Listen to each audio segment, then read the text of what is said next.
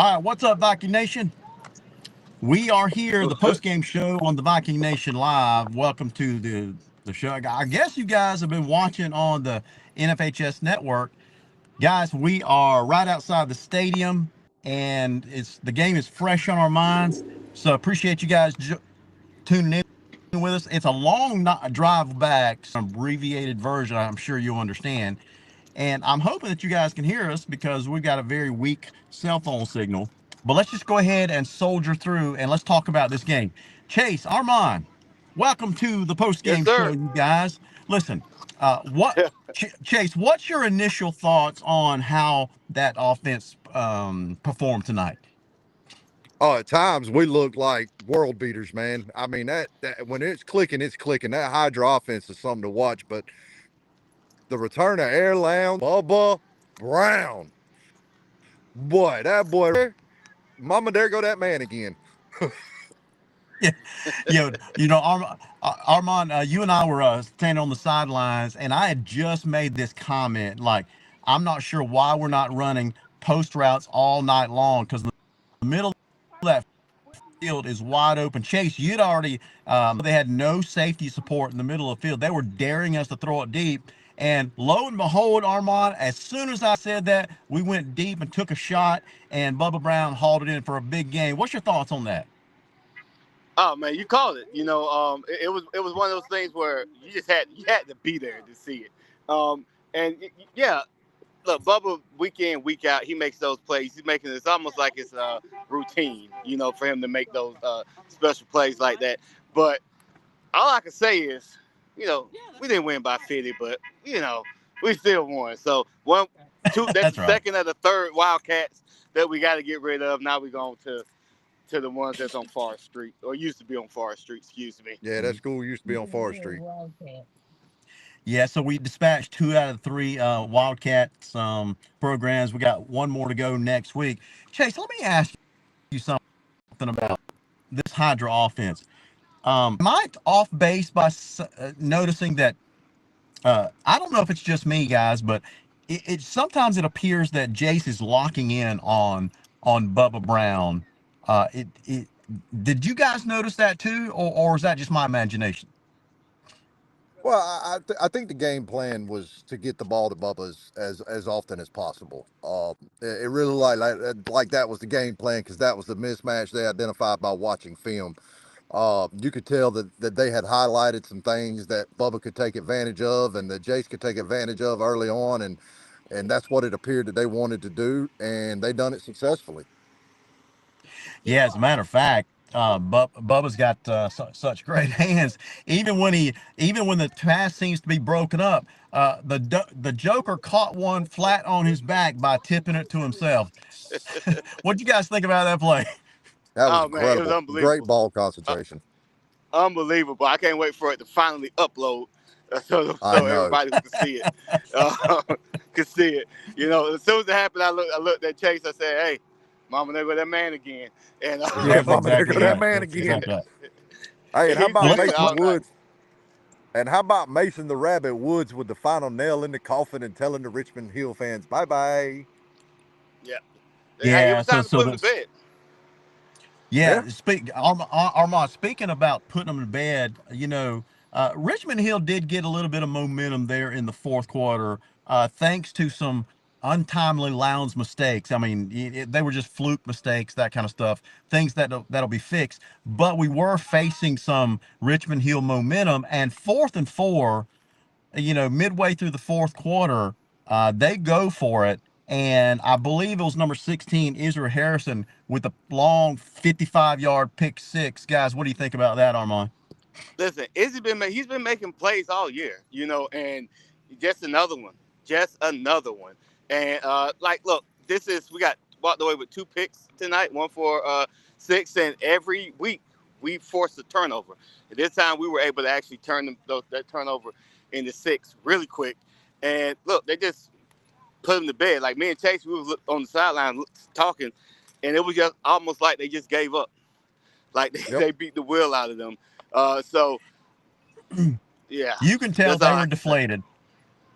But guys, let me get you to comment on this question. It was obvious that Lowndes was not at their best tonight, but this team is so good that even when they're not at their best, they can still put up 49 points on the board. What are we going to have to do, Chase, to kind of tighten up our belt going into next week's Winterville Classic? Just fix the mistakes. Mainly the best thing I could say is let Jace be Jace. When you let Jace Yeah, be Jace, when he locks in, and the crowd really got on Jace early in the first quarter with the overrated chance, which I think woke Jace up to, hey, I got to show him what we're about. I got to show him what we can do. And man, when he locked in, it was down the field, boom, boom, boom, boom, boom, boom, boom, just Gatling gun, just firing away. It was air Lowndes, and he was making some beautiful passes. Um, yeah. clean up the mistakes. All you got to do is clean up the mistakes. Everything else takes care of itself. I would love to see, because Valdosta secondary is going to try to be as aggressive as Richmond Hills was tonight. Very handsy, very up front. On the line of scrimmage, not letting them get off clean. I would throw in some double move routes next week against Valdosta. You get a double move route with Bubba and Thomas and Khalil. You got some speedsters that double move route. They're gonna be wide open. Absolutely.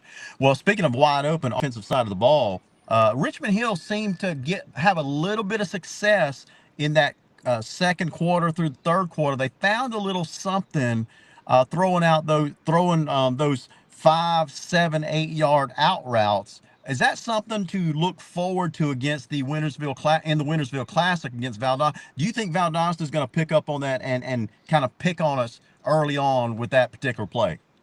Like if I was the Valdosta OC, I probably would. Yeah. I would definitely try to expose that, try to get them to to get that in the data bank early to try to pop some up deep over the top. But Lowndes adjusted. We came out, and next thing you know, we started getting pressure in that third quarter, and like we had maybe like 4 or 5 sacks, and look, it led to a couple of interceptions. So I think they'll and credit to Richmond Hill because that number 4, that was the number Yeah. like Muhammad and the other guy, fast. They had some athletes out there, and so they made plays. But Lowndes was able to clamp it down and do what they need to do.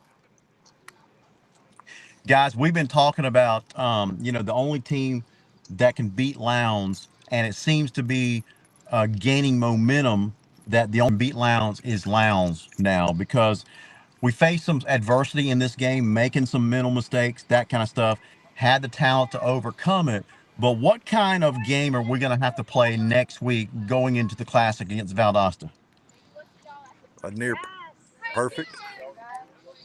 You think Yeah. so? You think it's Chase? You think it's going to take a near perfect game to beat the Cats next week? Listen, here's the way I put it to somebody earlier this week. The Wintersville Classic game is going to come down to, I believe, what defense can make the right adjustment at the right time and can slow down these explosive offenses. Because let's be honest, Lowndes has a very explosive Hydra offense that you never know what punch is coming next. Valdosta has a very efficient ground game between Deron live at 5 and Marquise C4 Fresnel. Those two right there can flat run the football. Um, but Yeah. this Hydra offense that Lowndes brings is nothing to play around with. Just when you think you got us, boom, we hit you with a right hook and a cross that just lays you out. So I think it's going to come down to whatever defense makes the right adjustments at the right time and slows down these offenses. I told Absolutely, guys. I was gonna say I Go totally ahead, agree. Armand. The Valdosta got a man. They got a like I can't name a better 1-2 punch at running back. Uh, that Valdosta has and they use consistently. Where it's like it's 50-50. You have like you have some teams that rely heavily on one back. Valdosta they got a pretty balanced attack between Duran and Marquise, but they also play multiple quarterbacks as well. So Yeah. we'll see how it locks out. Like Lions is going to have to just play their game.